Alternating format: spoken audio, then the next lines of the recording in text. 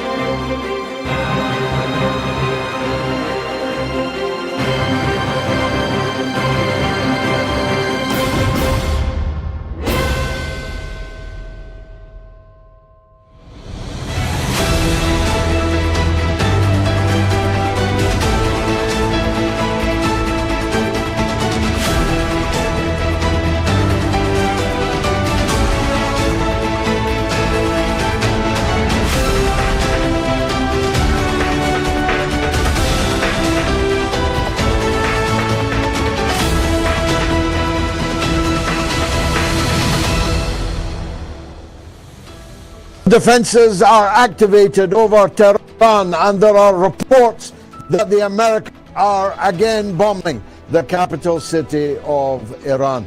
And if true, that means the ceasefire lasted less than 2 hours. The ceasefire with the UAE was apparently broken 8 hours after the ceasefire came into effect, with bombing on 2 islands belonging to Iran and the key oil installations there. And the ceasefire in Lebanon never started at all. Up to 1,000 people have been murdered and maimed, killed and wounded in the Lebanese capital this afternoon. Oh, and J.D. Vance will not be going to the top on Friday. Apparently, it would not be safe for him to do so. Safe enough for his son-in-law, the perfidious Jared Kushner, to lead the American delegation. It looks like it's all turning to ash. Confused? You might be. Be better informed by the end of this, the mother of all talk shows. Stay tuned.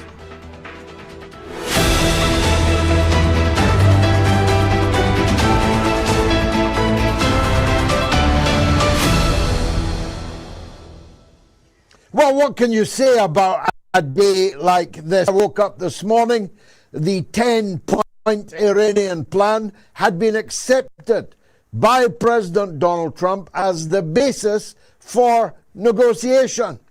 And J.D. Vance himself was headed to Islamabad by Friday to head the American negotiating team, the former heads being persona non grata so far as Iran is concerned. I don't need to remind you what happened the last time Iran negotiated with Kushner and Witkoff. And Lebanon was in the ceasefire, in black and white, written by the Prime Minister of Pakistan, whose Herculean efforts deserve more praise than they are currently getting. If the 10-point plan was the basis for negotiation, then this represented a major victory for the Islamic Republic.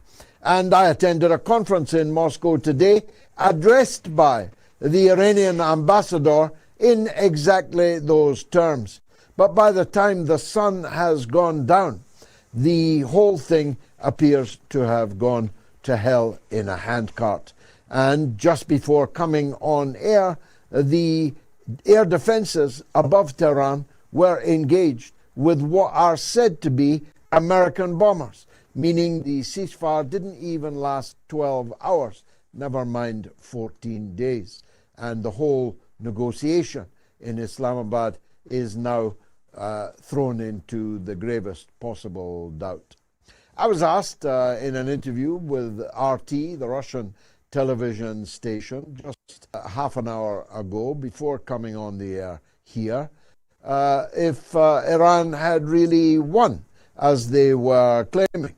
Well, when you are a superpower, the greatest superpower on the earth, they keep telling us, and you cannot achieve a single one of your stated objectives and a single one of your unstated objectives that are belied by your actions, then you've definitely lost. And if you've definitely lost, that means Iran has won. Iran is a global south emerging country. Iran is a country that's been under sanctions for 47 years. And if it engages not one but two nuclear superpowers, one regional, one global, then the very fact that they have survived is testament to their victory. And that victory can be delineated. Trump continues to claim that regime change in Iran. Well, in the same way, there was regime change in Afghanistan.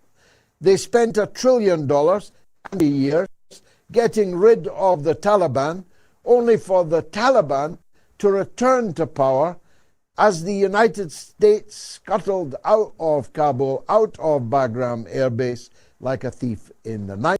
They have replaced one Khamenei with a second Khamenei. They have replaced the father with the son. And moreover, the son is a lot less moderate and reasonable than the father definitely was. And the son now has the spectre of his dead father, his dead mother, his dead wife, his dead children, who were all slain in the sneak attack in the first hour of the American attack. The American second attack was on 169 schoolgirls in their classroom just near Bandar Abbas, whom they slaughtered. I want you to ponder that for a minute. I've got schoolgirls of my own. You have got them, or you've had them. Imagine 169 little girls like your daughters, like your granddaughters, sitting at their desk with their school bags over the back of their chair, and suddenly, in an instant, being incinerated to the extent that only their DNA could identify them. That's what happened on the first day. At a moment, Iran was engaged in negotiations with the sneak attackers, the infamous attack, which will live as a day of infamy forever, in the way that the United States told us that Pearl Harbor did. Well, it got worse and worse after that. They slaughtered thousands of Iranian civilians, at least a quarter of them women and children. They destroyed mosques. They destroyed churches. They even destroyed a synagogue that I have been in, a synagogue that Gayatri and I filmed outside of, as emblematic of 100 synagogues in Iran. They've even got kosher restaurants in Iran. Where's the outrage? Not at somebody throwing a stone at a synagogue in England, but the destruction of a synagogue by a country calling itself the Jewish state. This happened yesterday, and it has not yet appeared on mainstream media in Britain or, as I understand it, anywhere in the Western world. And I'm not even sure if it made the news in brief in the newspapers. They don't want you to know there are Jews in Iran. They don't want you to know that Iran has the biggest number of Jews anywhere outside of Israel other than New York City. They don't want you to know that there are 1 million Christians in Iran with churches and cathedrals who have an honored place in the Islamic Republic of Iran. That's why they can't tell you when they're destroyed by American and Israeli bombing. They killed the front rank commanders of the various branches of the Iranian armed forces. They killed the leader of the Iranian revolution. They have killed thousands of people. And they have achieved precisely nothing. The opposite of nothing. How many times have you heard Donald Trump pouring invective on the hapless Barack Obama for the JCPOA, the former Iranian nuclear deal reached between the permanent 5+1 and the Islamic regime in Iran? How many times have you heard Trump that this was a lousy deal, but he agreed to a 10-point deal this morning, which is less restrictive on Iran than the JCPOA ever was? How many times have you heard him curse Obama for sending a 747 full of cash to the mullahs in Tehran? The 10-point plan that he accepted as a basis for negotiation allows Iran to charge a toll on every tanker going through the Strait of Hormuz, which would earn them the best part of $100 billion per year in perpetuity. It knocks Barack Obama, who was after all only returning Iran's own money that had been illegally, illicitly frozen for years. It knocks the largesse of Barack Obama cocked hat. Trump is now claiming that Lebanon was included in the ceasefire deal. But not only is it in the 10 points of Iran's offer, it's the agreed position issued by the Prime Minister of Pakistan, who's in charge of all of this. It uses the word Lebanon, that Lebanon is also included in the ceasefire deal. But that ceasefire didn't last, never mind 12 hours. It never started at all. Instead, Israel has launched a frenzy of violence against Lebanon, as they have been doing all of my adult life. And don't tell the wife, but I'm not a young man. All of my adult life, since I was a teenager, Israel has been dealing death and destruction on Lebanon. I have been there while it was happening.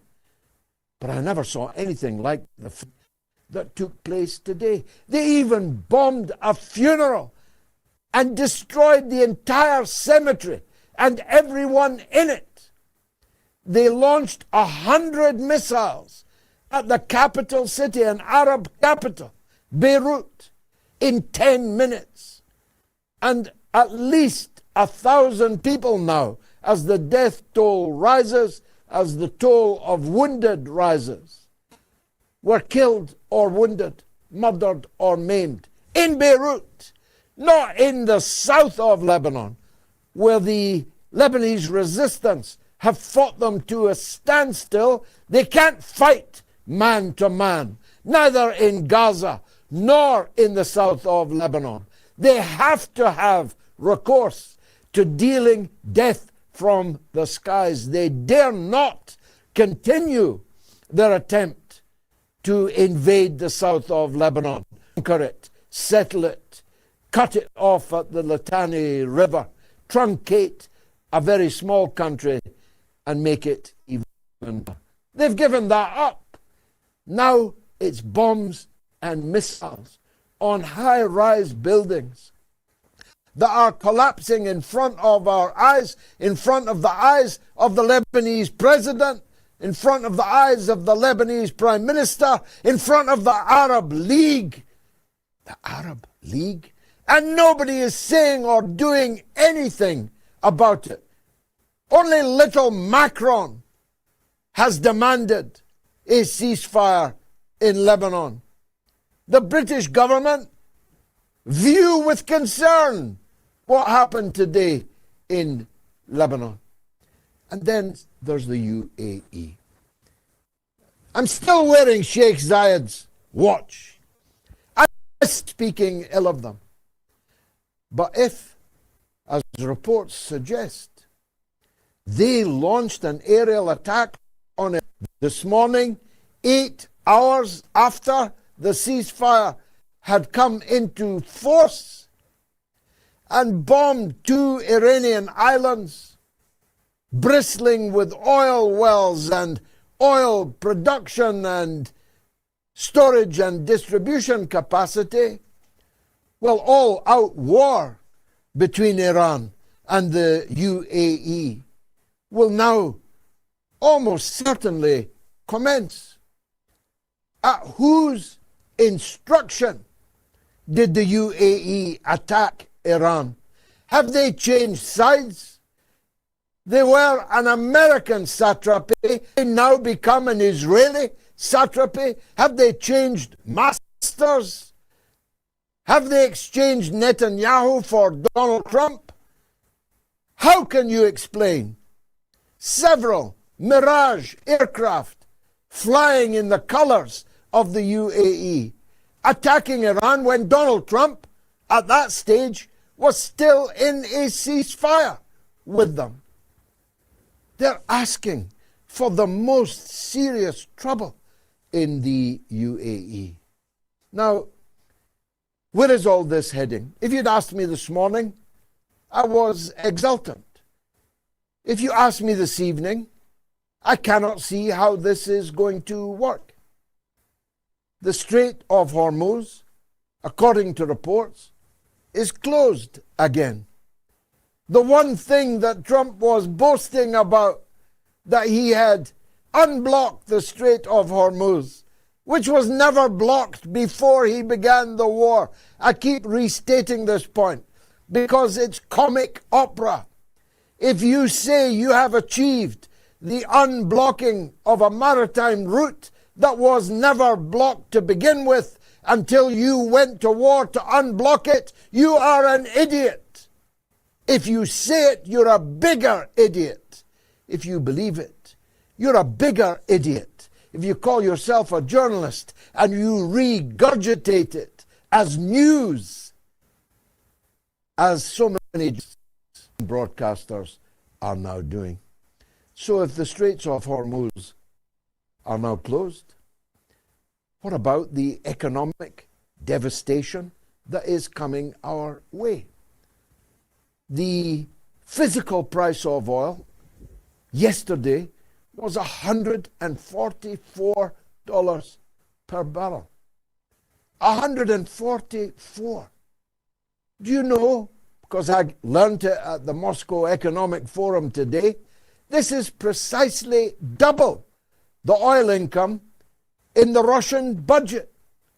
In the expected revenues, it was half of what the physical price of oil is today. So if the producers today were charging 144, what will they be charging tomorrow, next week, and next month? And how can the Western economies possibly survive an oil price shock of a doubling, maybe a tripling, maybe a quadrupling of oil prices, and thus for gas? Forget about it. Countries like India, countries like Pakistan, much of Asia are completely dependent on natural gas from Qatar and LPG from Qatar. But if none of it can be shipped through the Strait of Hormuz, the economies of these countries close down. And what about Europe? Europe, which knocked down its nuclear power plants, or in the British case, capped our own oil wells in the North Sea and started importing Polish coal, much cleaner than our own oil, much cheaper, to import from countries that which we could have used in our own sand, in our own waters.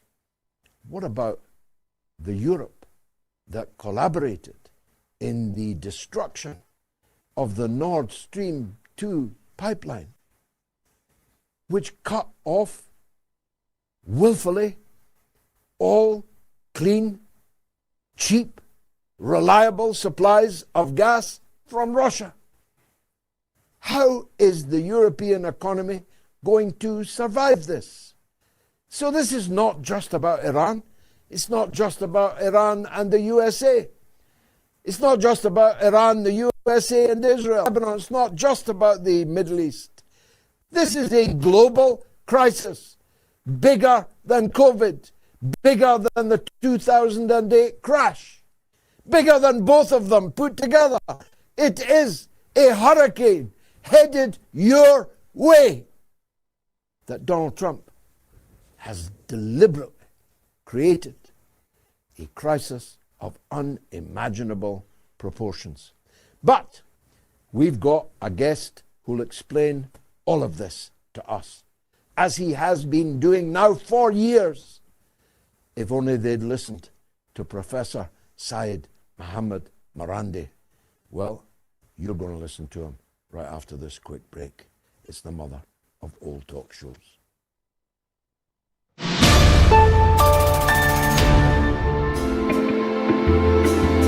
Fabulous. Two great calls in a row there. One from California, one from Orlando. I think that Japan is walking on extremely thin ice in the provocations that they are currently allowing the US to manipulate them into making. I've spent a lot of time in China. I was there just a couple of weeks ago. There is visceral feelings about Japan in China. Of all of the countries of the world, China will never, ever, ever, ever forgive what Japan did to the Chinese people. They murdered more than 20 million Chinese. The war, which for us started in 1939 and for you started considerably more than that, further on than that. Japan invaded China in 1931 and didn't leave until their defeat in 1945. They further invaded other parts of China in 1936 and they killed 20 million Chinese people.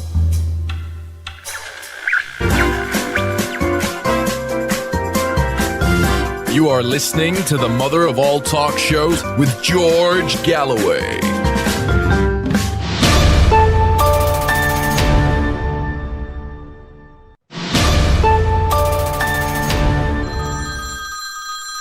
What a great show this is! I listened to it, I thought, wow, what a great show. I've called into your show today, George, because I'm a great caller. Probably the greatest caller you've ever had. I really am. The only way your show could be better is if it had more of me, Donald J. Trump, in it. You keep talking about me, George. You do. I've heard it. I have. So many of the American people, the best people, listen to your show. And I've heard them crying about me. I have. And I listen and I go, ooh, America, don't cry. Don't cry.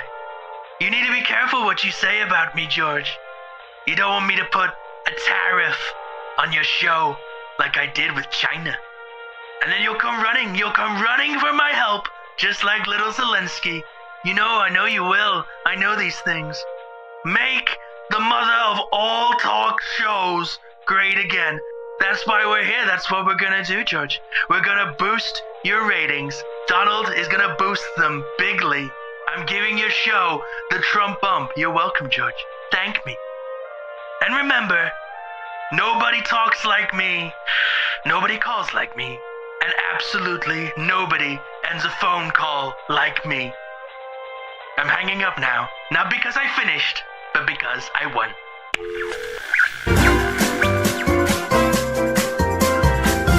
You are listening to the mother of all talk shows with George Galloway.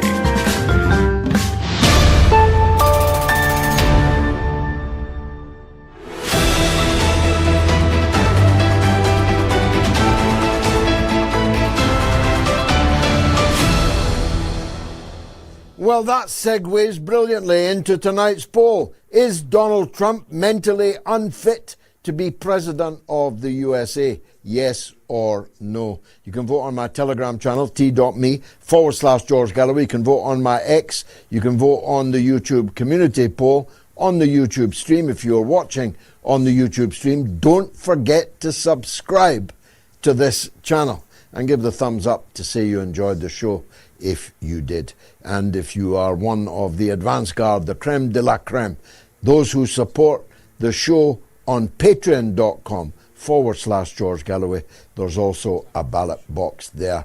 Nearly 50,000 people have already voted in this poll. Let's make it a mega poll. If you want to call the show, it's toll free in the United States and Canada, +1 844 944 3344. It's free of charge in Britain and Ireland, 0808 196 5522, and the international number 0044 203 966 2625. Professor Seyed Mohammad Marandi is the man they should have listened to. And my God, what a lot of pain, what a lot of torture, what a lot of loss we would have avoided. Professor Marandi, Professor of English Literature and Orientalism at the University of Tehran. I was intending to begin, Professor, by congratulating Iran on its historic victory and its emergence for all to see as a major power in the world today. And I still want to do that because, as I said earlier, Iran only had to avoid losing to win. But in fact, Iran has fought the US and Israel to what seemed like a standstill this morning. So that for the second time, like last year in the 12-day war, it was they who were suing for peace. It was they who were looking for a ceasefire. I intended, and still do, to offer the condolences of all of us for all the human loss and all the economic loss that your country has been forced to endure by this sneak and savage attack. But by the evening, this evening, everything now looks to be in considerable doubt. And so we're looking to you to summarize for us, if you would, just exactly what's going on at this moment in time. Well, thank you for inviting me, George. I personally don't know what is going to happen, and I may not in future be doing my interviews from this room. Since we have had no airstrikes in Tehran since early this morning, I thought I'd come home and do the interview as usual. But of course, how can anyone trust Trump? How can anyone trust the United States? And of course, the Israeli regime is the most untrustworthy entity on this planet. Trump said that this is a regional ceasefire. How do we know it? The Pakistani Prime Minister said so. He tweeted that. He was explicit about that. And the Pakistani Prime Minister is not someone who would want to offend Trump. We saw that a previous message sent to him was tweeted where it showed that it was basically a message sent to him, and it wasn't his own. It was sent by the Americans, and he had to delete the tweet and retweet it without the first part of it. So he is close to the Americans. It's clear that this was an Iranian and Lebanese and Axis of Resistance ceasefire. But the Israeli regime is determined to prevent peace from being established in our region. Netanyahu needs crisis. He needs crises. He needs bloodshed. And we saw what he did in Beirut today. He carpet bombed multiple cities. People were shopping and he just slaughtered them. Netanyahu just slaughtered them. But if you look at Western media, they keep saying Hezbollah strongholds. Twitter says Hezbollah stronghold. I was on Times Radio, and I'm not sure if they're going to show my full interview, but they too were saying Hezbollah targets. Everything the Western media can do to protect their genocidal monster, they will do. But now, in any case, Trump is denying that Lebanon is part of the ceasefire, and Iran has said that they are going to strike the Israeli regime. Here in Tehran, I've been hearing anti-aircraft batteries, and I don't know if Tehran has been bombed or not, but the situation is not clear for anyone. Well, some things are clear. Let's go through them seriatim. There are other actors who need to make their reconciliation with one another. Are you still hearing me, Professor? Yes. So some Yes, things I hear are you. clear. Let's go through them. Let's go through them seriatim, starting with the one you just touched on. They slaughtered people shopping today. They also bombed a funeral and destroyed the entire cemetery and all the mourners at the funeral. They have effectively given up their attempt to invade the south of Lebanon, fought to more than a standstill by the Lebanese resistance. So they have gone on a murderous frenzy, and 1,000 people have been murdered or wounded in just this day. In 10 minutes, 100 missiles were received in the capital city of Beirut. And yet the Prime Minister and the President of Lebanon, not to mention the Arab League, are completely powerless to stop it, except where they are tacitly encouraging it. Now, are the Iranians insisting that it is a ceasefire on all fronts or a ceasefire on no front? In which case, I presume that Iran will begin bombarding Israel again with its ballistic power any moment now. Yes, that is what the Iranians have said they're going to do, and the Iranians have also halted tankers from leaving the Persian Gulf because we are still in a state of war. The ceasefire is does not exist yet, because unless everyone is included, then there really is no ceasefire. And targets in Iran, by the way, have been struck today as well. What we're dealing with, George, is a coalition, this Epstein coalition. It has no morality. It has no principles. It has no honesty. So when they bomb civilian targets, their media will say that these are Hezbollah strongholds or Iranian positions or military positions. When they say there's a ceasefire that is comprehensive and includes everyone in the region, and then negate it, the media will pretend as if this was their position all along. So how are we supposed to negotiate with an entity that lies, that cheats, and that steals? We cannot trust them on anything. And especially since we've already negotiated with them twice, and during the negotiations, they bombed us. Right now, how do we know that as we negotiate, they won't bomb us again? So Iran is going to prepare itself for war, but it will go into the negotiations if there is a comprehensive ceasefire and if the Israeli regime is prevented from carrying out slaughter, to give Trump the opportunity to use that off-ramp.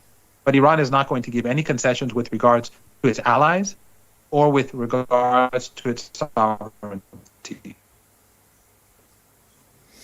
Well, let's move on to Trump himself. We know that he must have given permission to the Prime Minister of Pakistan, who is effectively a client of the American regime. We know that he must have given permission to make the tweet that he did. And certainly it would have been run by the Americans before it was issued. But already they have changed the terms. So he's no longer talking about your 10 points, but has returned to talking about his 15 points.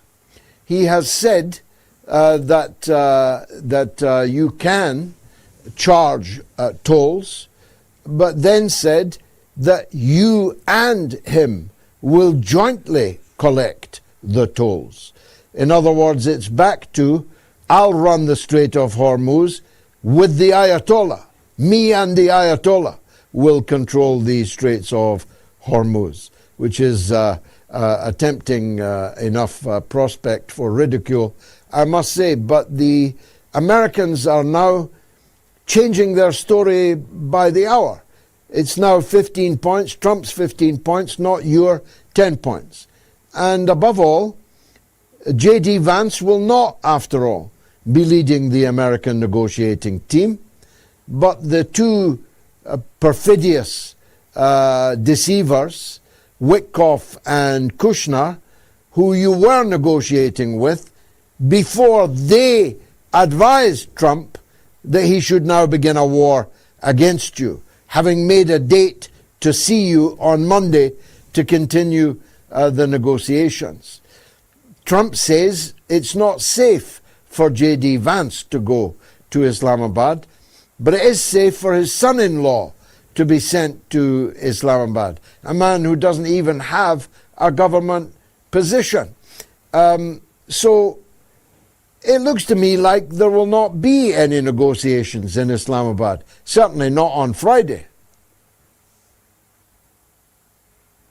Yes, it does look increasingly as if there won't be negotiations. It's not for sure yet, but everything that you said is absolutely correct. They accepted that the framework of negotiations would be the Iranian plan. And they were not naive. We don't believe that they would just accept the 10 points, but that was supposed to be the framework for discussions. And now they said, no, that's not going to happen. Then, as I said earlier, and as you pointed out, the ceasefire is supposed to include everyone in the region. And the Zionist regime, in its outrage, decided to slaughter Lebanese women and children, probably to please the Zionists in Palestine who love genocide according to their own polls, but also to make sure that there is no peace. Because if the peace is supposed to include everyone and not everyone is included, then there is no peace.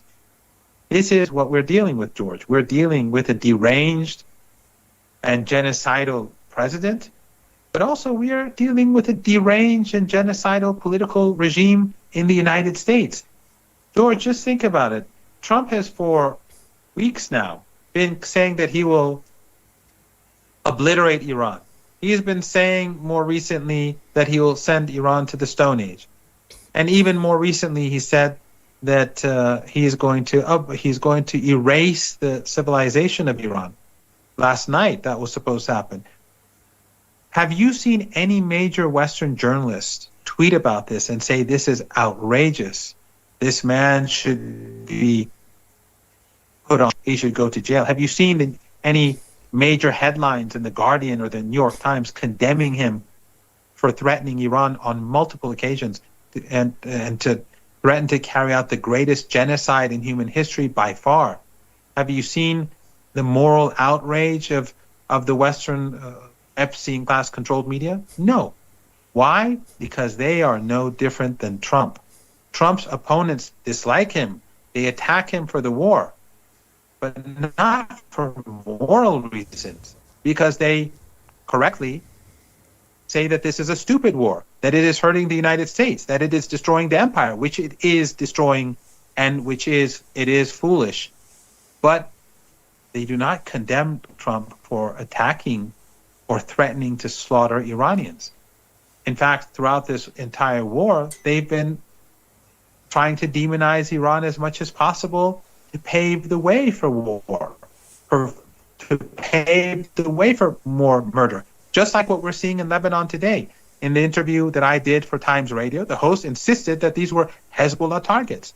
On X, the X itself is saying that these are Hezbollah targets.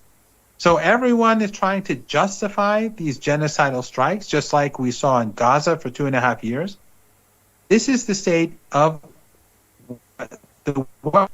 So no one should think that if Trump leaves or is removed and Vance takes his place, or if Trump loses the election and a Democrat takes his place, that you're going to have a more, well, maybe a bit more sane, but a more humane regime in power. That's just not going to happen. Until there's real change, this evil is what the world is going to have to continue to confront. Let me turn to your near neighbor, with which I began this with no animus at all. Insofar as I now bear animus, it has grown exponentially with every week of this war. It is reported, and I've seen the photographs of the bombers, that the UAE bombed Iran either 5 or 8, according to which report you believe, hours after the ceasefire came into effect. Is this true? And what could possibly have been the justification for that? And what will the consequences of it be? Well, it is apparently true, and the Iranians have bombed the UAE after that. The UAE is in no position to, nor is Qatar or Saudi Arabia or Bahrain or Kuwait. They're in no position to have any demands. They are going to have to pay reparations. Iran will extract the money to rebuild the country and to give to the families that have lost their loved ones as a result of this war. It will get this money from them. No doubt about it. These regimes, they are just as guilty of war crimes as is the United States and the Israeli regime. Their territory was used, their airspace was used, and the Americans went outside of the military bases and attacked Iran from other parts of their countries. U.S. jets fly over their territory, and they also are in their bases, and they fly from there to help the Israelis bomb us and to bomb us themselves. And so the Emirates, by carrying out some foolish airstrike, is pretending as if we are the aggressors and that they are punishing us. And of course, Iran punished them severely subsequently. Right after that, their attack, Iran hit them back much harder. But if the Emirates continue down this road, the Iranians are going to devastate the regime. And you know as well as I, you know better than I, that summer is approaching and the weather is getting warm. And if these family dictatorships continue down this road and their infrastructure is destroyed, they won't be able to live in the Persian Gulf region. They will all have to leave. Millions will have to leave because the weather, the humidity, the the heat will just be intolerable. And even the United States, George, in the weeks ahead is going to have much more difficulty in waging any war against Iran. All those planes that are not in bases, they're not well protected, they're not well taken care of because they rushed them in for a 2-day war, which it didn't end the way they had hoped. They're now in places which are not their normal bases.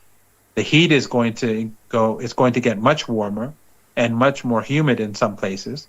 And you're going to have sandstorms too. So the Americans are, as time goes by, it's going to become much more difficult for them to maintain those forces.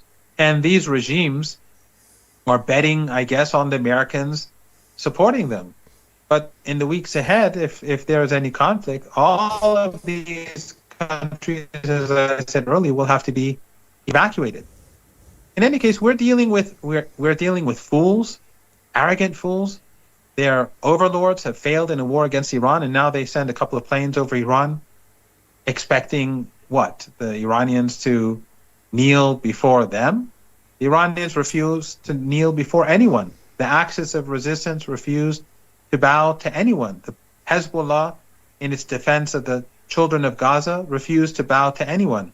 How does a few corrupt billionaire princes in the Emirates, who are probably prepared their palaces in the West for their, in case they have to flee, how do they expect to overcome the Iranian people? I have no idea. Before I ask you to take a couple of calls, one last question, because dearly as I love the people of your region, it's not my region. The economic consequences of this for the rest of the world, and not just, by the way, the West. I spoke in my monologue because I was talking to some high-ranking Indians and other Asians in Moscow today at the Moscow Economic Conference. These are places that are heavily dependent on the oil that comes through the Strait of Hormuz. If the Strait of Hormuz is not open, and if the region is engulfed again for still further war, the economic consequences for Europe and for Asia, and although I don't know this for sure, but I'm presuming for Africa, for the world, the global economic consequences, with all that flows from that, hunger, mass population movements, mass immigration to anywhere that still has a functioning economy, a functioning society, are as grave as can be imagined. Indeed, they're almost unimaginable. And yet no one is stopping Trump. No one's even denouncing Trump. When he threatened to end all civilization in Iran, not a single European government leader denounced it as an open threat of nuclear war, of nuclear winter, with all that flows from that. They are not even in the context of their own economic demise prepared to stand up to Donald Trump. The economic consequences cannot be overstated, can they? Definitely not. And if you do see those Indian officials and high-ranking individuals again, you should, and I'm sure you have, you should tell them that the Americans don't care about you. The Israelis don't care about India. They launched this war and have driven the price of energy through the roof. Do they care about Indian consumers at all? Right now, the Israeli regime has violated the ceasefire, and they have forced Iran to close the Strait of Hormuz again. The Israeli regime wants war. They want to create a global crisis. They don't care about what happens to Indians or people in Africa or elsewhere. they are willing to sacrifice the United States. The United States economy is being badly affected by this war. That's why Trump wants an off-ramp, but he can't find it.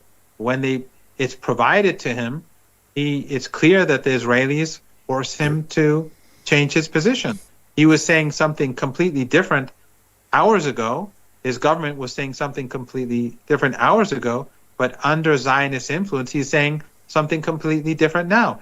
And that just shows what that high-ranking intelligence officer in the United States, Joe Kent, when he resigned, a Trump appointed official, he said that this, of course, Iran was no threat to the United States. He said Iran is not a nuclear weapon, he pointed out.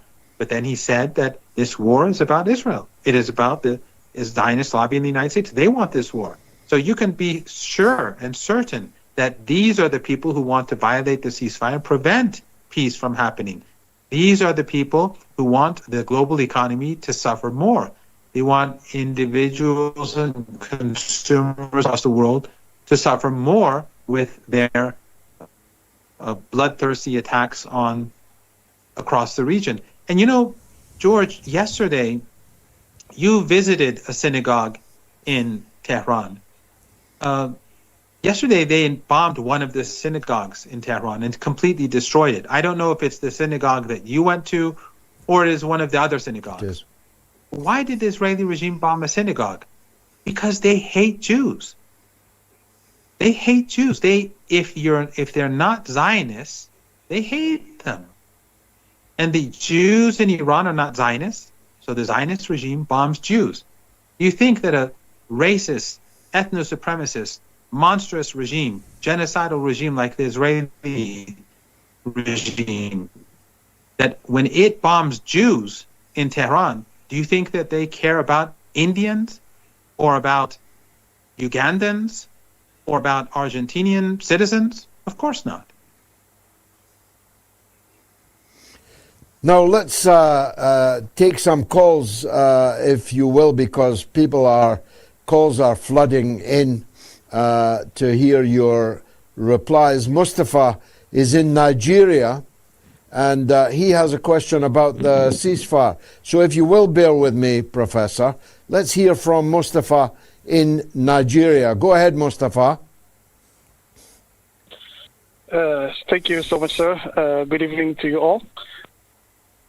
Good evening. Good evening. So actually my thing is about the fragility of this ceasefire. So your discussions have been very extensive. You've touched on this already. And since Professor...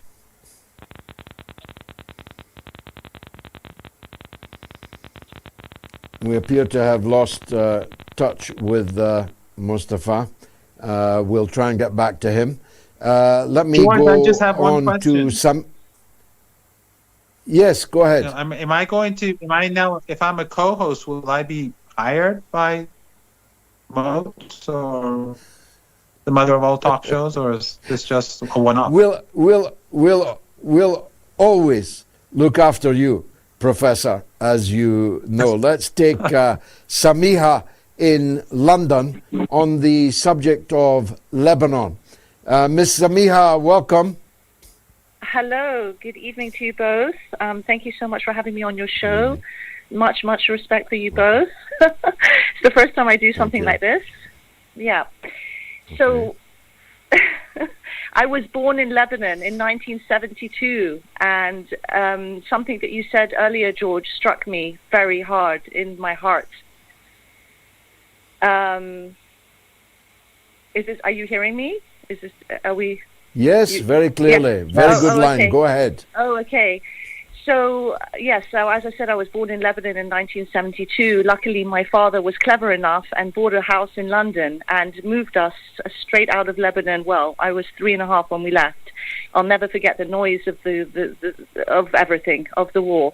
And my whole life, I have seen people celebrating, the war is over, and my parents rejoicing, and then no, it's still there, and it's still there, and it's still there, and it seems like it's just peaking. And I mean, only Iran is standing by the side of Lebanon. Finally, someone is standing by the side of Lebanon, but it's just, I don't understand what's happening with the Arabs. I mean, I have family out there. I have family in Saudi. I have family in Dubai. And it seems like everybody's like normalized it. They've all normalized it because they're living out there, or I don't know for what reason, but it's atrocious. And I just wish that more countries would stand by Lebanon's side, because I feel like this is the cause of everything, you know. I mean, they just keep bombing them. Israel just keeps it just doesn't stop. It just doesn't stop. So yeah, it struck me, and I called in, and actually I did a post on my Instagram a month ago when you were saying that there was a plane going from London with nuclear weapons. And since I've done that, my pages, I've gotten so much attention, and so much family don't want to speak to me anymore. They're telling me I'm crazy. They're telling me that everything is fine. They're normalizing it, and I don't know how this is happening. How are they normalizing it? All the Arabs. Well, you're definitely it's not you that's the crazy one. It's the president and prime minister of Lebanon, who, instead of denouncing the mass murder on their own citizens in their own capital, are attacking the only people standing against the Israeli invasions, which, as you say, have been going on all of your life. And since I first went to Lebanon in 1977, all of that time, but for at least 7 years before that, Israel has been attacking Lebanon. Let's hear what the professor has to say in reply to Samiha. Professor. Well, I think she put it very well. Ever since my childhood, I recall Lebanon constantly being invaded, and it's been going on since before I was born. In 1982, the Israeli regime took Beirut. They captured the city.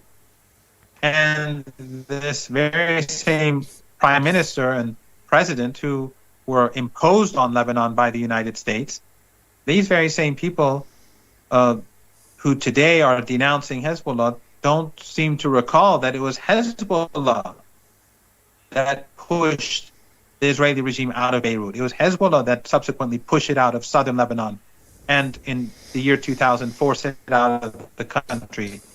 And in 2006, during the 33-day war, forced it to release all of the remaining prisoners and the martyrs of Lebanon. So we are living in this situation because the Israeli regime is an ethno-supremacist regime. I mean, they're not Semites, but still they pretend they are, and they are, based on that myth, they are ethno-supremacists. And therefore they have the right to slaughter everyone who is not like them. And it's not just Arabs or Palestinians or Lebanese. They don't consider anyone to be like them. As I said, they bombed a synagogue in Tehran yesterday. They're Jews. Why did they bomb them? Why did they bomb their synagogue? Because they're not Zionists. So as long as we have ethno-supremacism, and this is something that the West desperately wants to preserve, they want ethno-supremacism to be preserved in Palestine. These fake supporters of human rights and civil society and human equality and 1,001 genders and so on and so forth, they desperately want ethno-supremacism in Palestine, and secretly they want those ethno-supremacists to control the entire region. How do we know that? The U.S. ambassador to occupy Palestine said so. He said that if the Israeli regime takes the entire region, also said they're the most moral army in the world, even more moral than, says the U.S. ambassador, than the U.S. army. It's not saying much, but he meant it in a different way. So obviously, when they take the entire region, if they carry out massacre after massacre and genocide after genocide, then it all is well for the United States. I remind you, Professor, that Hezbollah did not exist when Israel took the capital Beirut in 1982. And neither did Hamas. exist. And I was there in Beirut when they invaded. In fact, I recall vividly the tremendous fight which the Palestinian resistance put up around Beaufort Castle, which was a Crusader castle in the south of Lebanon.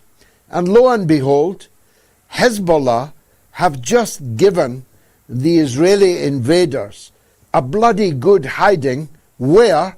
At Beaufort Castle, the very place which in 1982 the PLO gave them a run for their money, held them up for many days. And that's before Hezbollah existed, before Hamas existed. Thank you, Samiha, for that heartfelt call. Here's one professor from the United States, the legend May in Oklahoma, on the ceasefire. Welcome, May. Oh, hello, George, and hello. Oh, my gosh, esteemed Professor Marandi John. Oh, I'm just so honored to get to talk to you and get to give you a question. I keep telling George how much I love the Iranian people. I have known quite a few Iranians, especially when I was back in college, and I always say they were the sweetest, most delightful, hospitable people I've ever known. And I just want you to know that I am praying for you, your family, and your country every single day. I am so opposed to what the United States has always done to Iran. And I wanted to ask you, Professor Marandi, how do you keep up hope? How do you not give in to despair? And what do you see personally for the people of Iran going, since we can't maintain a ceasefire, going through all of this horrible violence? Thank you, May. Professor, please respond, and then I've got Al in California next, if you can stay with us a little longer. But first, let's hear your response to May. Well, thank you very much for your kind words.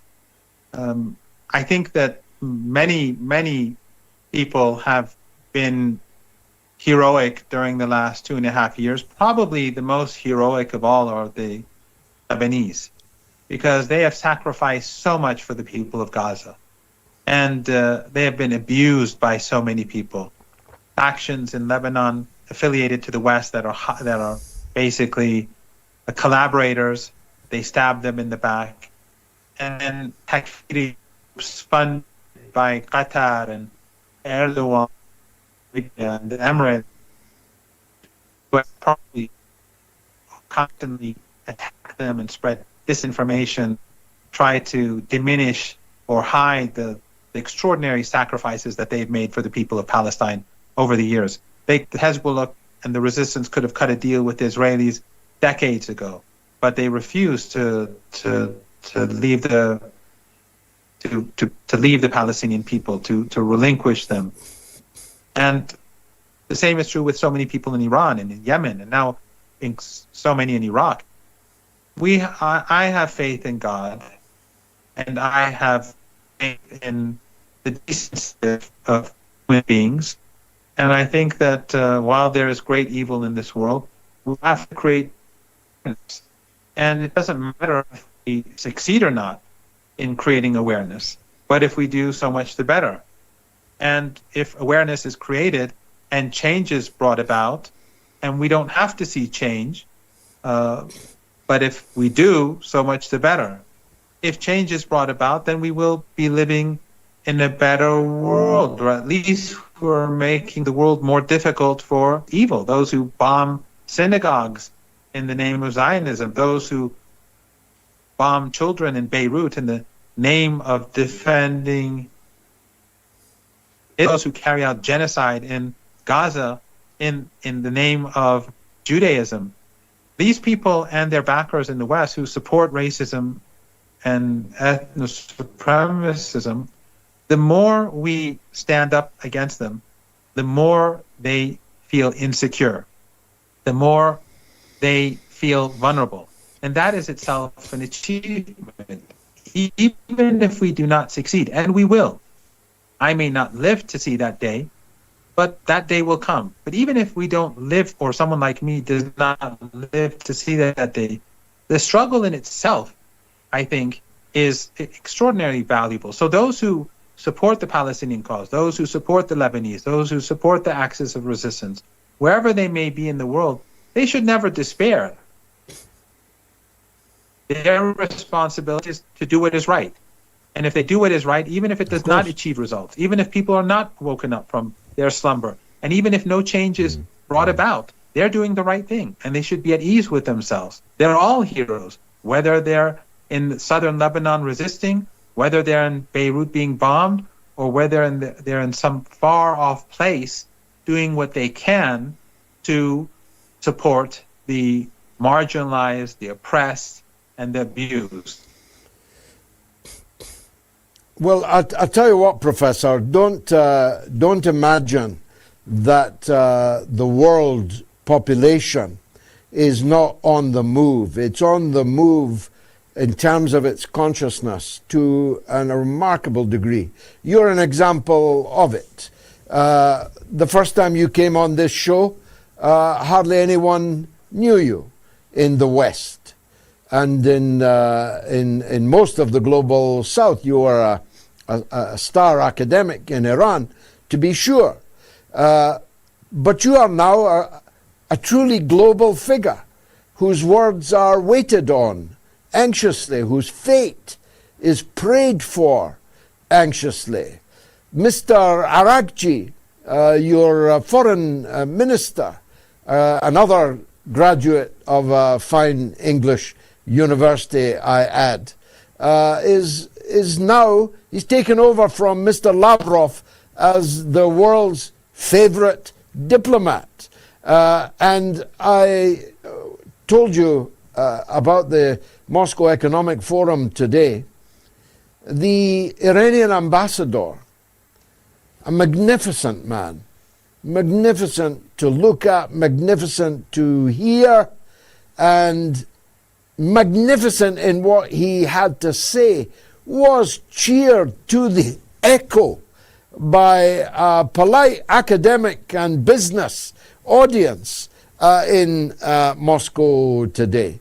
I mean, my speech yesterday, because it's translated simultaneously, obtained only polite applause, and I'm used to better. But the Iranian ambassador today was cheered to the echo by a huge audience who heard him speak. So Iran has emerged triumphant in the public's mind. And as you say, even if we don't win, and I'm confident that we will win, those who have pledged themselves to the justice of Iran's cause and done everything they could to oppose your enemy's cause can be proud of themselves, including me in Oklahoma. Let's hear from Al in California on Trump and Iran. Go ahead, Al. Good afternoon, gentlemen from Southern California. How are you both? Well, by the grace of God, good. Thank you. Go ahead. Excellent. So I want to emphasize what you just said, George, especially to Professor Marandi, who was a pleasure to speak to you, by the way. You are correct. Not only is the world on the move, MAGA is completely divided, and I'm one of the people in that division. I was a Trump supporter. I wanted the borders closed. I wanted America first. I wanted the Epstein files to be released. None of those things have occurred. Even the border, he's not built the border wall. But going to the emphasis of the mainstream media, Professor Marandi, don't worry. It's the podcasters who are leading the real discussion, including George. By the way, my father is Welsh. Was a huge fan of yours, George.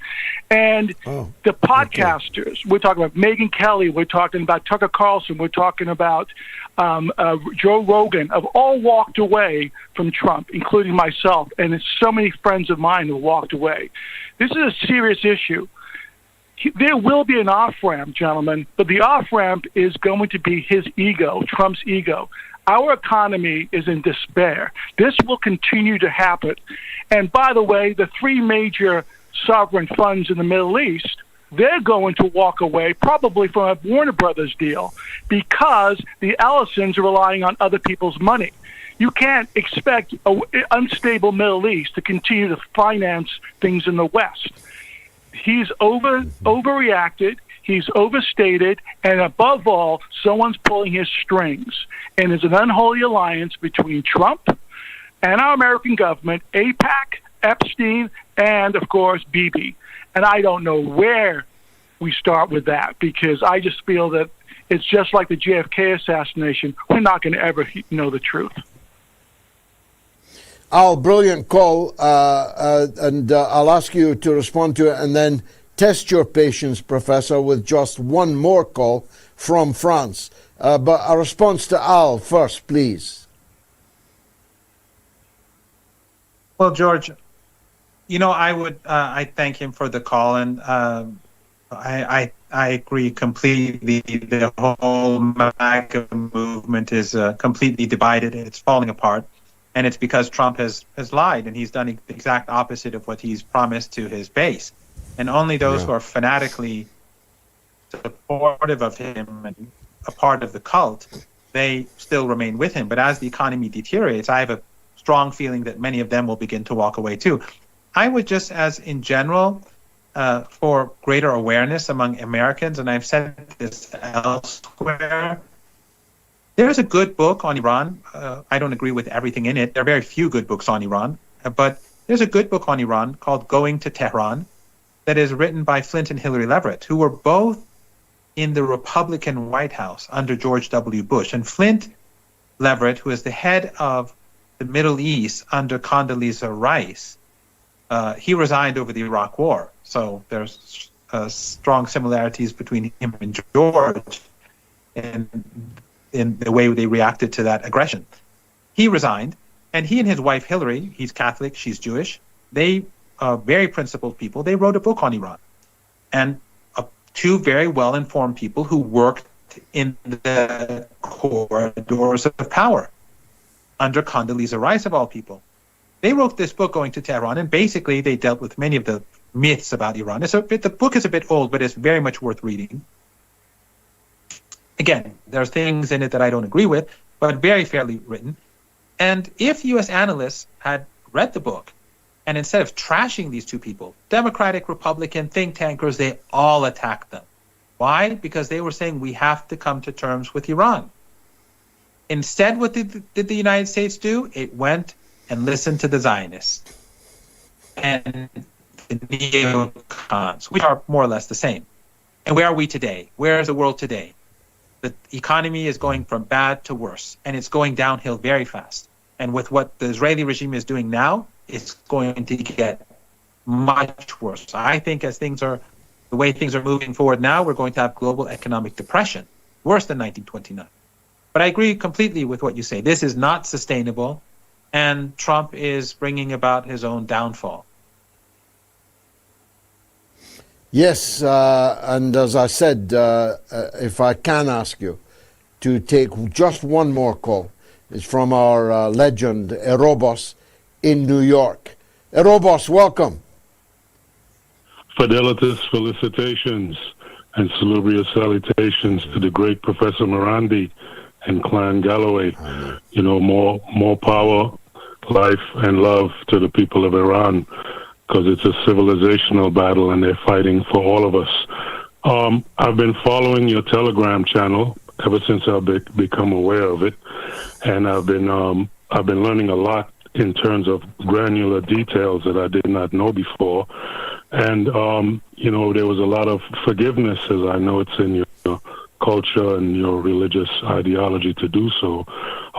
From you always, the good thing about the repetition is I get to learn from these different interviews, so it's great that you mention these things repeatedly.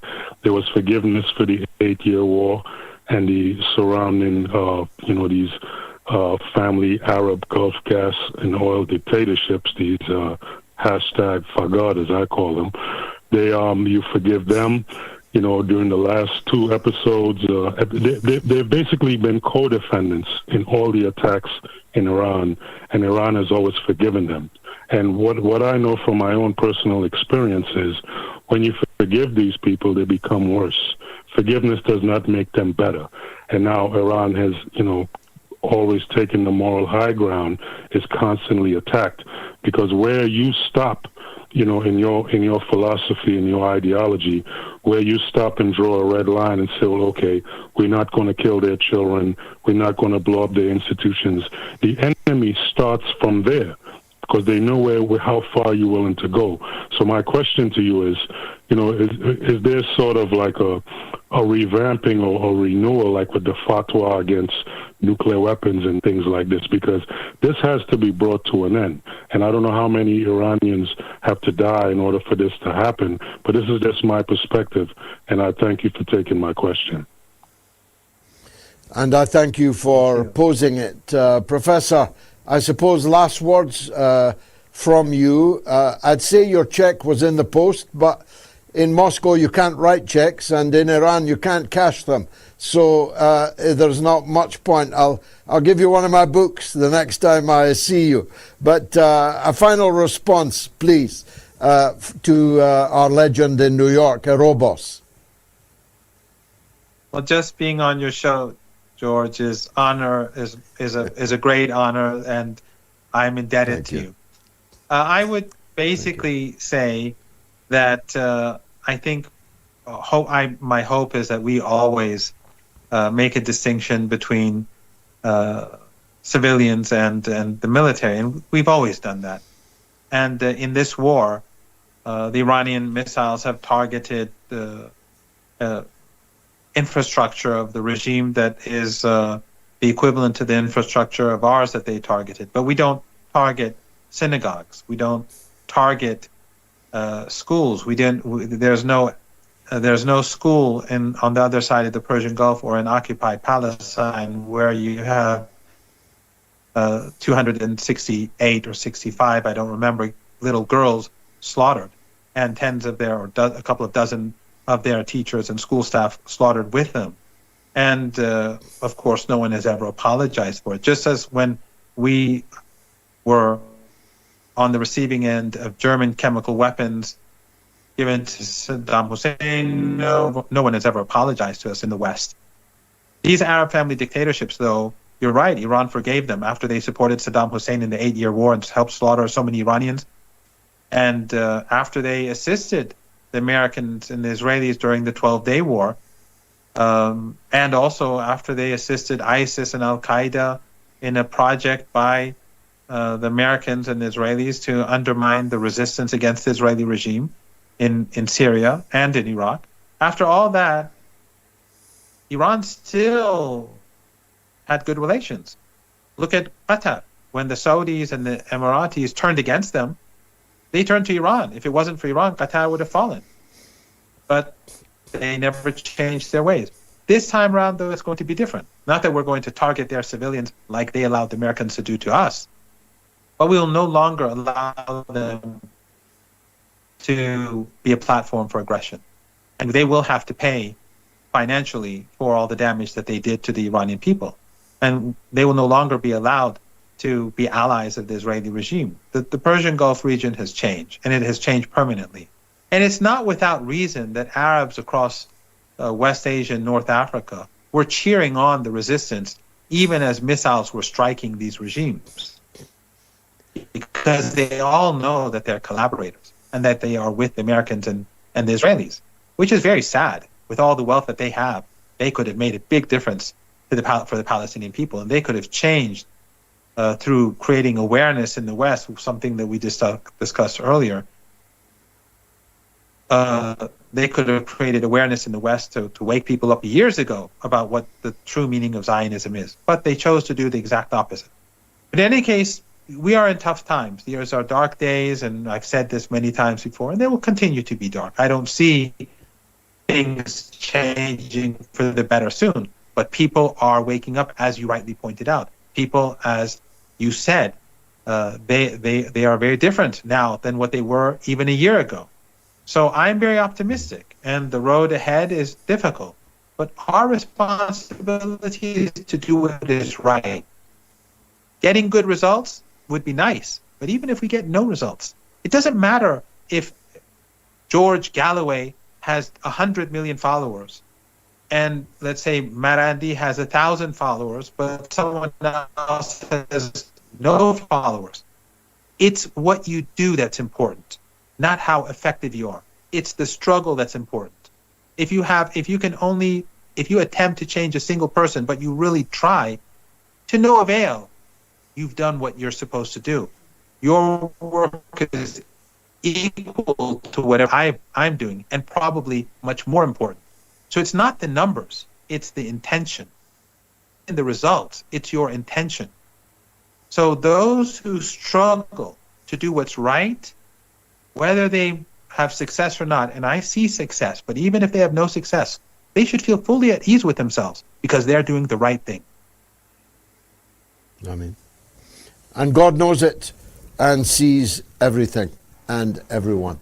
Professor Seyed Mohammad Marandi, I had hoped we could take a victory lap this evening. That looks less likely, but we will be following you and supporting you wherever you have to go. Professor Marandi, thanks for this epic contribution to the mother of all talk shows. Much obliged to you. Let me take a quick break because I realize it's now 19 minutes past the hour and I should have broken 19 minutes ago. But stay tuned. There's much more coming up right after this short break.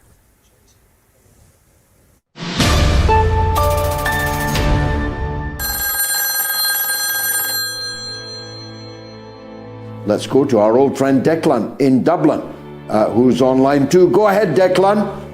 Right, George. There's a very big protest in the town of Taibeh, the last Christian village on the West Bank. If they lose this, they are finished in the Holy Land. I'd like to take the chance to salute Francesca Albanese, who is the greatest woman, I think, of our generation. And the hope is that there are other Francesca Albaneses out there who will do something, because the Western churches, the Catholic Church especially, and the other main churches are doing absolutely nothing for their co-religionists in the Holy Land, just like they did nothing for them in Syria or in Iraq. They don't even talk about them, never mind do anything. And all these Christian politicians and all these Christian leaders and most of the Christian clergy haven't done or said even jack to come to their aid. They're not Christians, most of these politicians. When they say they're Christians, better count your spoons, or better still, count the burning Christian houses.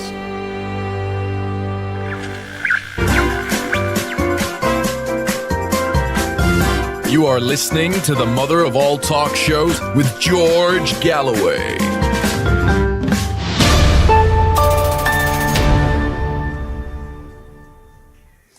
This is shaping up as the very biggest poll that we have ever had. You've got 20 minutes still to vote to the question, is Donald Trump mentally unfit to be the president of the USA? Yes or no? You can vote on Telegram, my Telegram channel, t.me/George Galloway. You can vote on my X. You can vote on the YouTube community poll on the YouTube stream or on patreon.com/George Galloway. It's overwhelmingly the view of the audience that Donald Trump is mentally unfit to be the president of the USA. The only issue is how many of you are going to vote. So get voting. 20 minutes from now, I'll announce the result. But let's keep taking calls. Syed is in Dubai, much troubled in the course of this war, and he wants to talk about Iran. Syed, welcome. Assalamu alaikum, Mr. Galloway. Thank you for having me. Wa alaikum salam wa rahmatullah wa barakatuh. Hello. Yeah. First of all, I'd like to start with thank you to yourself once again, Mrs. Gayatri Galloway, Jaya, your family and the entire MOTS team, as well as Professor Seyed Marandi, an absolute. Thank you. And, we wish him the continued prosperity and success, inshallah. Before I begin, once again, honor compels me to preface my statement with the following. It's late to do the right thing, but one day soon it will be. And I want to make it clear that I truly believe that supporting the Islamic Republic of Iran, their leaders, their armed forces, the IRGC, and their allies will lead to the greatest path to success. But if you antagonize them, conspire against them, or wage war against them, it will be detrimental. The wounds inflicted by them will never heal. I believe it was Henry Kissinger who once said, to be an enemy of America can be dangerous, but to be a friend is fatal. And the remarks he made were right after the U.S. had abandoned the president of South Vietnam back in 1968. Yeah. So I think it's important for the leaders across the region to remember that those who learn from history are doomed. And I will sign off after sharing one final devotional of life.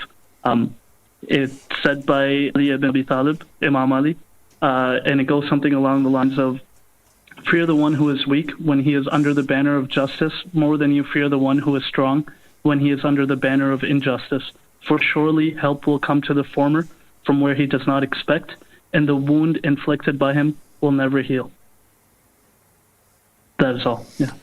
Well, that's powerful wisdom and impressive courage to make that call, Syed, and I'll let you hang up quickly now. It will have impacted greatly on the audience, I'm sure. As I indicated earlier to the professor, Iran's stock has never been higher. The justice of Iran's cause has never been more widely recognized and understood. In the conference today, the response to the ambassador was very un-Russian. They don't actually give stormy applause, at least not the Russia we have today. They are stoic people. They are hardy people.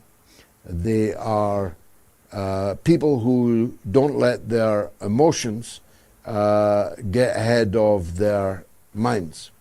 But the hero worship of Iran's ambassador today was not just because of his own individual brilliance, but was a reflection of how people are feeling about Iran at this point in its history. Iran has always been, long before Islam, a great and magnificent civilization. It is the oldest civilization in the world. I said 6,000 years earlier. I'm now informed it's 5,500 years old. And when you have a civilization that old, you amass a cultural depth, a historical depth, a scientific depth. This is a people who invented algebra, fighting the people that invented the hamburger, to quote my friend John White. It's a no contest in terms of the soft power context of it. When you add in the religious piety of 93 million Iranians, give or take a few, who have left Islam, when you subtract the 1 million Christians, when you subtract the substantial Jewish population of tens of thousands. They even have their own member of parliament in the Iranian parliament. You are left with at least 90 million believing Muslims who consider themselves on the path of the Imam Hussein. I tried to explain this to fools and people who just didn't know, not necessarily fools, but people who were ignorant of the truth. You cannot threaten martyrdom to a person who is more than ready to be martyred. You can't threaten to kill someone who believes that they will go straight to heaven if they are killed fighting you. This is a forlorn and foolish ambition. And the religious fidelity of today's Iranians and the patriotism of all Iranians, shown by the human chains that they formed around the very targets that Donald Trump's warplanes were in the air to bomb, this is an unbeatable force.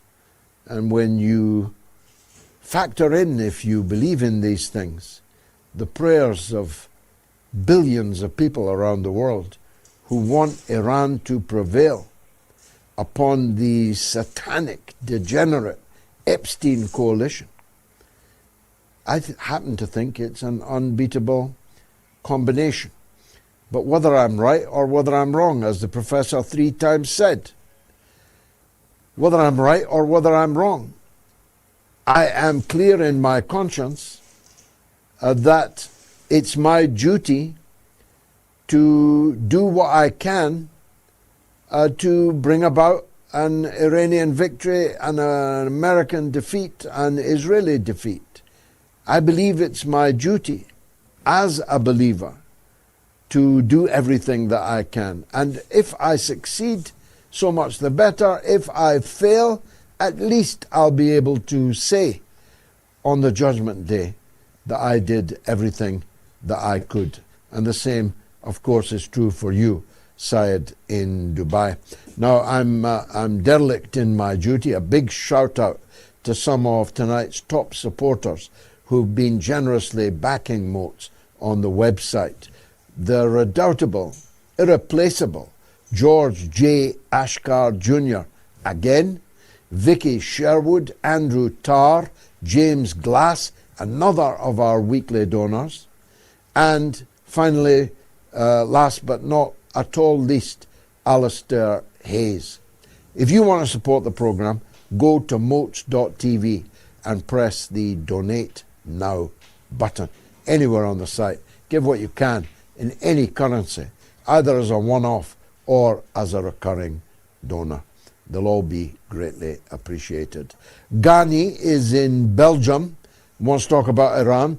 Ghani, welcome. Thank you. Yes. Go ahead, sir. What I want to say is that the war will not, Iran will not, yes, Mr. George, I'm hearing you loud and clear. I've followed you a long time ago. There are prophecies which are being fulfilled in this day and age. The Messiah, which everybody waits for, has already come, and he has established a peaceful community, and the Muslims say is the Dajjal, but the Christians say is the Antichrist. If you see what the Western world is, but it is metaphorically explained that this Antichrist or Dajjal will be blind in one eye, meaning spiritually will be blind, and then the left side means materially they will be rich. So I appreciate Iran that they are really pushing back to these forces, to the Dajjal or the Antichrist, but they will never win. Because God has said that I have not given hand to anybody to fight the Antichrist, but he will melt in the hand of the Messiah. So the Messiah is like Jesus was a Messiah for the Jews because they were hard-headed. He came with a message that if somebody slaps you on one cheek, you should offer the other cheek, meaning you have to be soft or be understandable. And now we have the same Messiah which has come, and I have accepted him. He was born in 1835, he died in 1908, and he explained the philosophy of religion, what exactly it means. And we are the only community in the world which we promote peace. We have our organization like the Red Cross. We are investing in poor countries, and we are surviving only by the contributions of our community. Because we have a Khalifa. Khalifa means someone who represents God in this. Well, look, Ghani, it takes all sorts, and anyone who is doing good things will get a hearing from me, as you have. I don't agree with many things that you said, but I'm delighted that we were able to give you the platform in order to say it. Make sure you make a donation, because the show can't go on without the donations of the viewers. You can also leave comments, by the way, on YouTube. Scan the QR code now and leave a comment on the YouTube stream, and I'll try and read it out. United We Stand, G7U, says Israel hasn't agreed to the ceasefire. Big problem. Visionary Vet says this is no ceasefire, it's a countdown. F Stop 9466 says US is just reloading. They've actually not got that much ammunition left. Sam Jones says this ceasefire never had a chance, as Israel won't allow it. Tim Kangaroo says George Galloway with Professor Marandi and Erobos, the trifecta has been achieved. Very nice. Very good. Indeed. Miguel is in Serbia, which knows a thing or two about Western aggression, but he wants to talk about the aggression on Iran. Go ahead, Miguel. Well, thank you very much. Honestly, it's an honor. I was surprised when I realized that calling for this show was available, so it's really an honor to talk with you. Welcome. Unfortunately, I cannot, talk directly with Professor Marandi, but it's just a comment. I just want to say, George, because I follow you and social networks, and I know that you are really aware what happened in Yugoslavia, former Yugoslavia, Serbia, like 30 years ago. And right now, if we see what's happening in Iran, when the West is trying to demonize Iranians, it's exactly the same thing that happened here. They are beasts, they are not people. Every single day when I go work, I have to cross a bridge that was bombed by NATO. And now we see bridges bombed in Iran. The TV station, same thing happened here. Hospitals, schools. So it's just the Western doing the same thing that we know that they already did. And in Serbia, it happened 27 years ago. So just to finalize, there is a good book, probably I know you know this one, Michael Parenti's To Kill a Nation. And there are some chapters about the demonization of Serbians. If you just replace at the moment Serbia with Iran, it's exactly the same thing. As I said, they are not people, they are beasts, they must be killed. They don't like people, they don't respect nothing. And we see the same thing happening. It happened in Iraq, it happened in Libya. So this is the message. Thank you very much for having me. It's a beautiful message and extremely powerfully delivered. And from Serbia, which 27 years ago had the same treatment, had thousands of people killed and wounded, had its infrastructure destroyed effectively by Britain and the United States. And Britain and the United States are effectively doing the same thing to Iran. The British are not actually flying warplanes, not yet anyway, to bomb people in Iran, but they are allowing their own airfields to be used by American bombers to go and do just that. So the bombing of the TV station, the Chinese embassy, the bridge, the bombing of civilians, the murder of tea ladies and makeup ladies in the Serbian TV station, all of that I'm deeply, deeply familiar with, and was one of the leaders of the opposition against it in Parliament and on the streets and on the screen.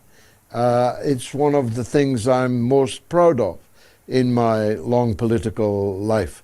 Under the leadership of the great Tony Benn, we took the opposition to the NATO aggression on Serbia, and I'm proud of the speeches that I made in Parliament and outside of it at the time on this. But one of the things I said in those speeches has come true as much as anything I have ever said. I said this war on Yugoslavia will beget war after war after war after war outside of the United Nations, illegally declared and prosecuted. And if you won't stand up to this illegal war on Yugoslavia and on Serbia, then it will be repeated all over the world, over and over and over again. And boy, it was indeed to do so. Thanks, Miguel. Now, have you downloaded the podcast yet? Please do if you haven't. You can catch up on the show in slimlined form with all the breaks edited out, etc., just by scanning the QR code now. Or you can listen to it, of course, via the website moats.tv. But I wanted to tell you that tonight we are in the top 10 for politics in our podcast in Pakistan, Senegal, Egypt, and Jordan. And we're in the top 30 for politics in Ireland, Ghana, Bahrain, Malaysia, and the United Arab Emirates. Let's talk to Farhad in Manchester on Iran, of course. Farhad, welcome. Hello, George. Do you have my, can you hear me clearly? Very clearly. Go ahead, sir. Thank you for this time, this opportunity. God bless you. Firstly, I would like to say that no matter what religion, I love all the religions, Muslims, Christians, Buddhism, and all other religions, Jewish, all of them. I have Jewish friends and Christian friends from America. We are all in touch with each other through social media, Instagram. And also, I respect and like non-believers, everybody, all the humankind.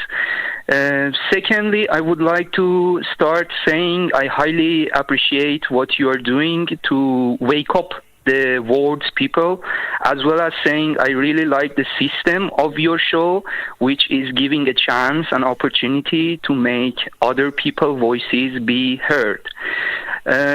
Thirdly, my best wishes for Professor Marandi, who is from the same city that I am from, and may God protect him and keep him going the same path that you and him are impacting people in such a smart and effective way. And I know that Professor Marandi is doing this for decades.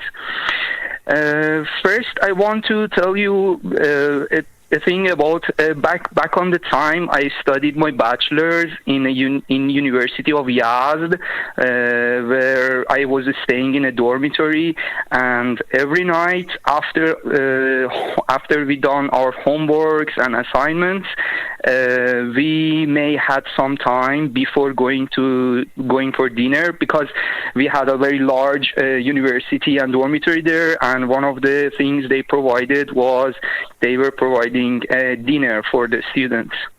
So we had this chance to have a debate about political things and issues, which was very, very top in our country on that time. So I'm talking about almost 7 or 8 years ago. And each of us had such a ego mentality, which not accepting the other one, but don't worry, at the end we all were sitting together in the dining room as best friends do. I want to mention Iranians' tolerance and resistance is beyond world's imagination. For instance, we experienced over 25 years, or I don't know the precise year number, but I can say over 25 years, as my age is helping me, which can, the sanctions. We experienced the sanctions, which can easily breaks the back of any communities. But as a result, we built such deterrence power. And what I want to mention, what I want to talk is exactly what you, sir. I really respect you. I value what you are doing. And also, Professor Marandi, I want to say, unfortunately, by taking advantage of pictures of minority of Iranians who are either outside of the country or some inside countries saying that they hate the government, which you can find that in any country's community that doesn't like their government. Certainly in Britain. Pardon? Almost everybody in Britain hates our government. Exactly, sir. It is a lot of examples. We can see the example right now in the U.S. We can see it all around the world. There are people who are disagree with something. Probably most of the time the issue is money or something else. But if people are not well aware of what are the reasons behind that, because all the governments doesn't tell all the things to their people because of the security things. There are a lot of things that people have about United States, which the answer will be kept for 100 years confidential, So what I wanted to say is those regimes which call our government a regime always are trying to show a picture of rebels and just propaganda pictures and or to show our country, whereas we all know how amazing Iran looks like. Just ask from those who visited our country before, and the pictures in their camera should be the testament. Moreover, they may tell us how warm and nice the people are. So they cannot mention as a terrorist country or something. So here is look, Farhad, I've got to cut you short because of the hour, but thanks for that call. It was a powerful one. The demonization of Iran does not survive 5 minutes of arrival in the airport that they've now bombed. The warmth of the people of Iran, the gentleness, the sophistication of them, the wonderful food of Iran, and the rich culture and history of Iran are loved by anyone who's either taken the trouble to read and watch about it, and still more those who've been to Iran. Thanks for that call. I've got to squeeze in this. At 9 o'clock tomorrow, you can tune in to Campaign Talk Roundup. We're at the business end of the political season now. We are fighting in Birmingham, in Manchester, in the Northwest, in Rochdale, in Bury, in Oldham, and many, many other places. Halifax. We are fighting elections, and we have to campaign, and we talk about our campaign on Campaign Talk Roundup. Alan Russell presents a review of the latest campaign developments and the political events shaping this week. It's streaming live on YouTube and Rumble. That's Campaign Talk Roundup tomorrow, the 9th of April at 9 p.m. Let me take a quick break, then your calls all the way up to Gayatri. Stay tuned.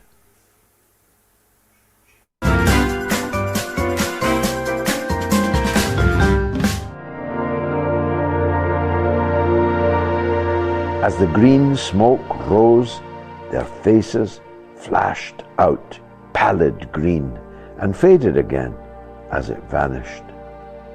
Then slowly the hissing passed into a humming, into a long, loud, droning noise. Suddenly, a humped shape rose out of the pit, and the ghost of a beam of light seemed to flicker out after it.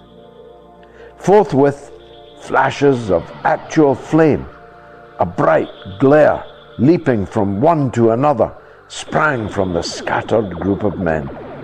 It was as if some invisible jet impinged upon them and flashed into white flame. It was as if each man were suddenly and momentarily turned to fire.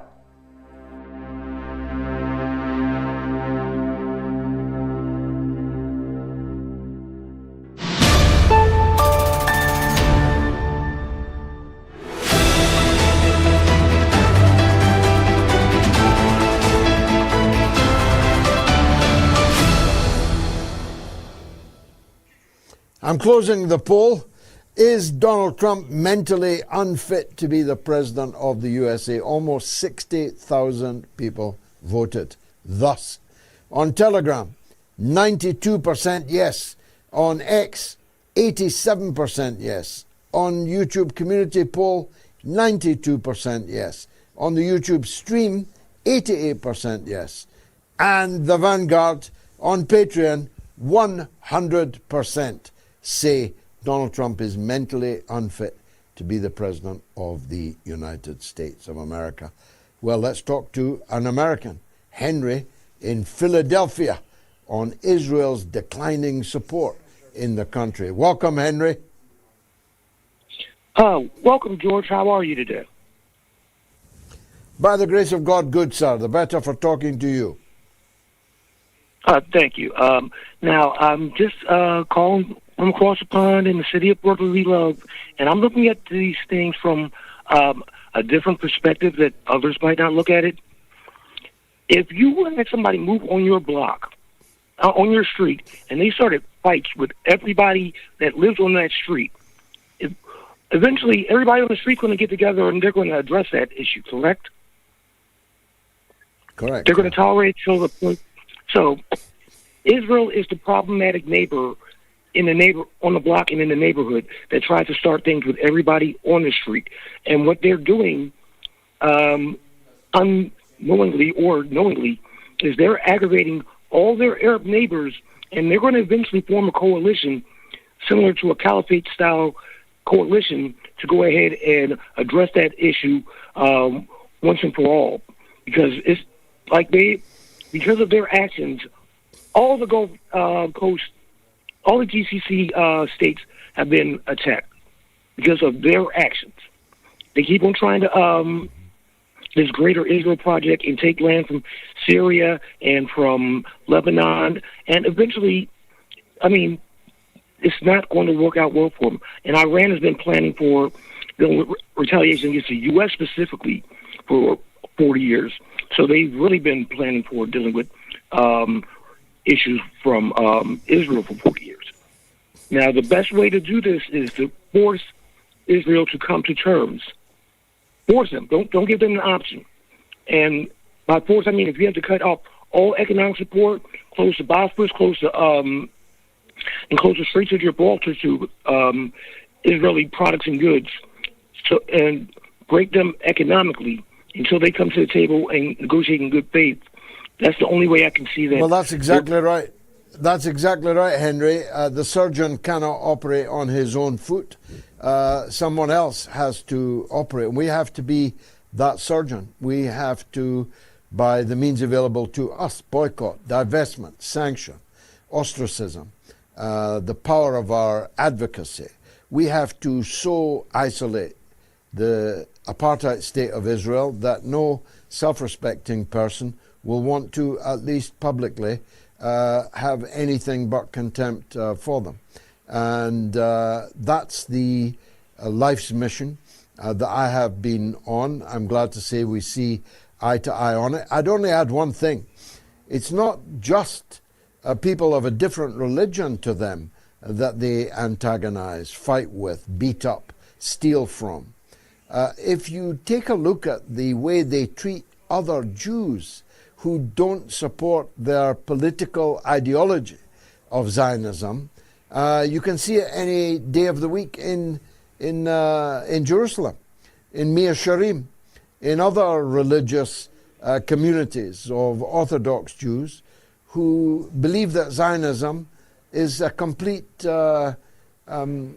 contradiction to Judaism, who believe that these Zionists, who are overwhelmingly atheist people, although they believe God promised the land to them, that these people are heretics against the faith of Judaism. And as the professor highlighted, they're even prepared to bomb synagogues in Iran because they're the wrong type of Jews. They're the Jews that aren't behind Netanyahu and his gang. Got to get some comments in. Forgive me, Henry. Clarf sends 10 euros. Thank you very much indeed. Hey, gorgeous George, as you used to be disparaged back in the day when I was a waiter at Millbank House opposite the Houses of Parliament, you sat alone. Now you do not. Power to you, my man. Thank you, and very kind of you to remember those days when I was gorgeous. Janine Jesnitz says, George Galloway and Professor Marandi, the voices of reason in this madness. Thank you, Janan. Jack Klugman, 107, great name, says, Iran had cities while Europe was burning their own SH-1T in caves.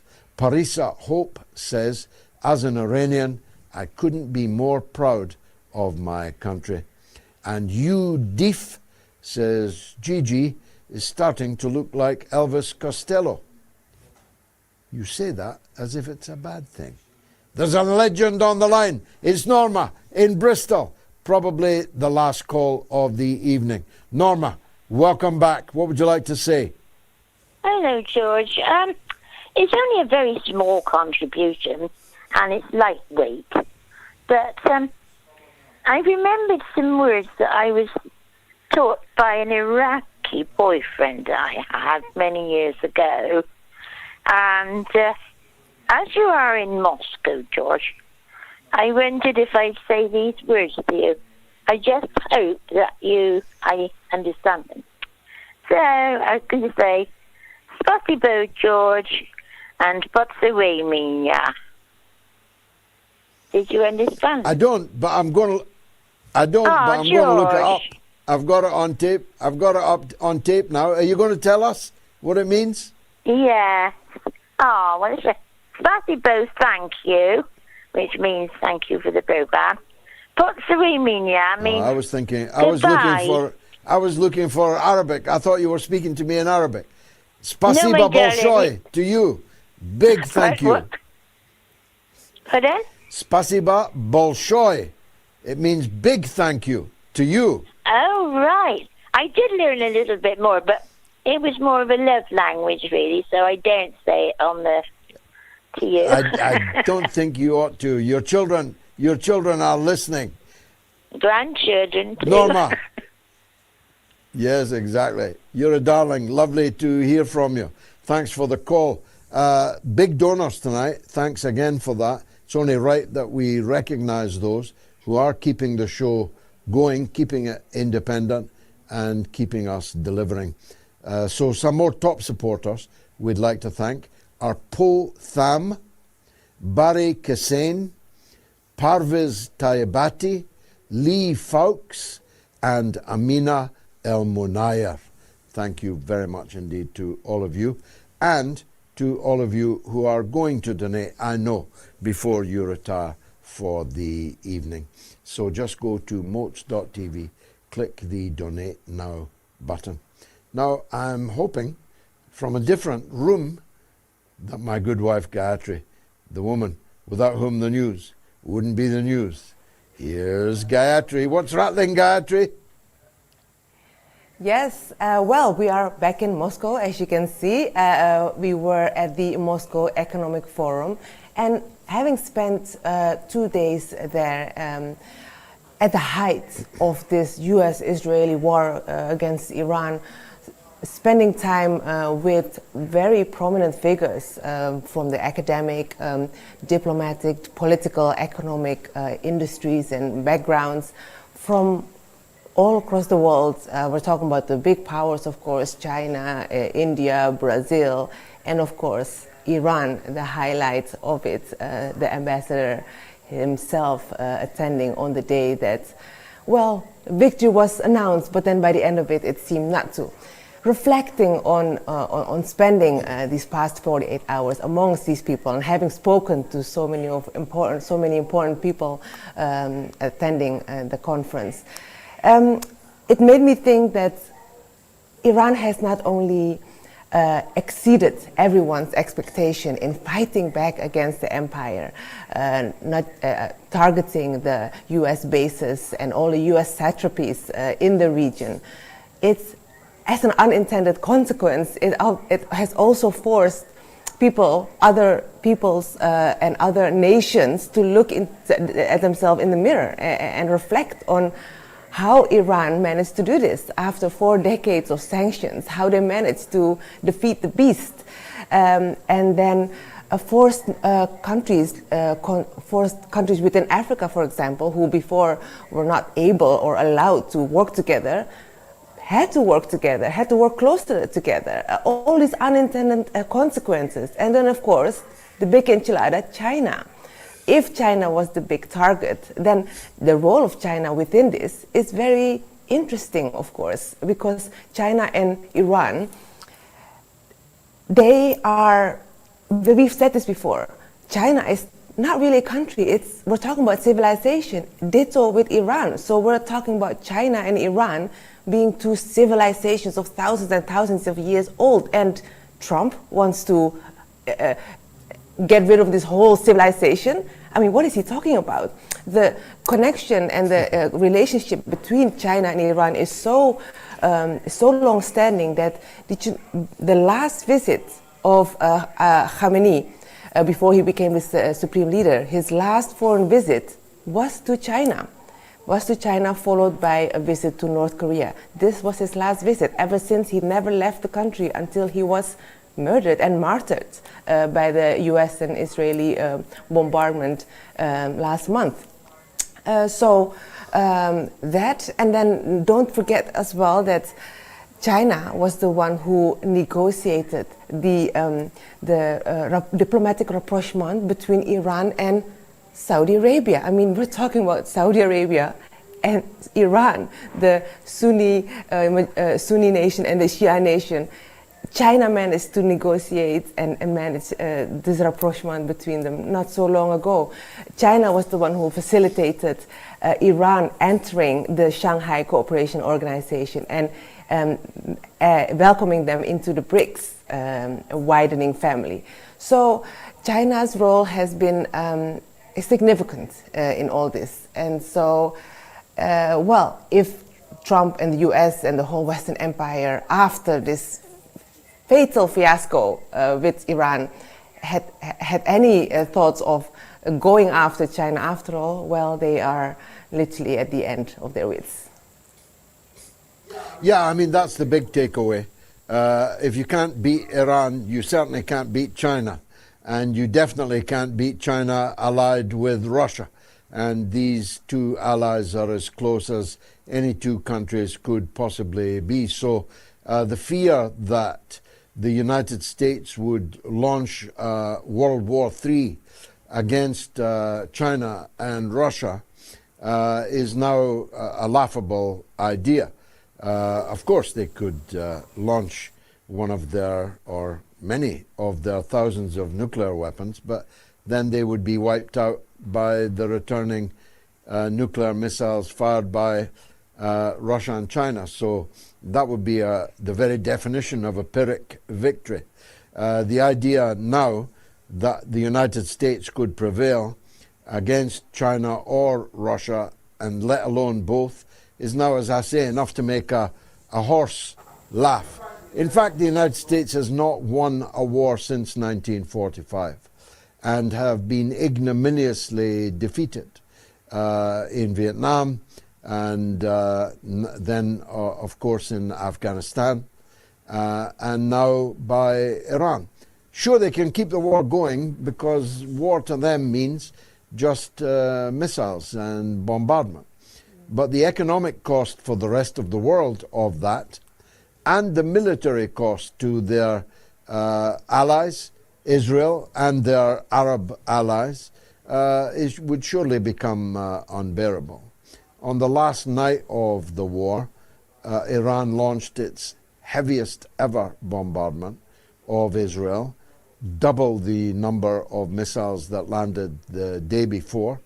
And Israel cannot sustain that kind of damage. So if they want to keep on going, fight to the last drop of American blood, then of course that can happen.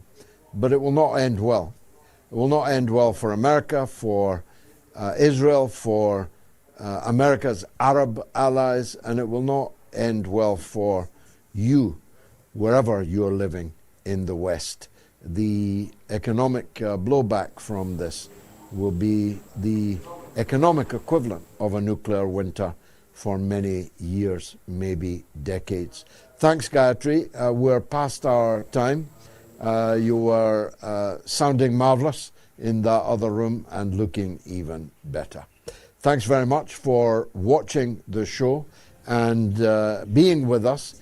Thank you especially if you have or are about to make a financial donation to keep the show going, because without those donations, we simply cannot.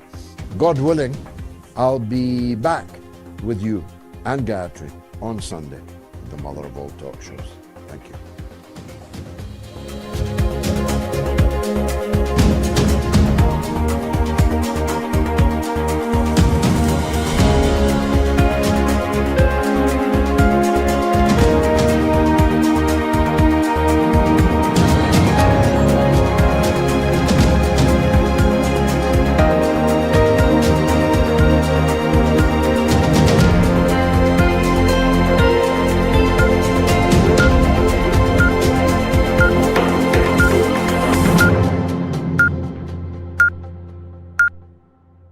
It's the mother of all talk shows. It's It's the mother of all talk shows. It's the mother of all talk shows. Go get 'em, George.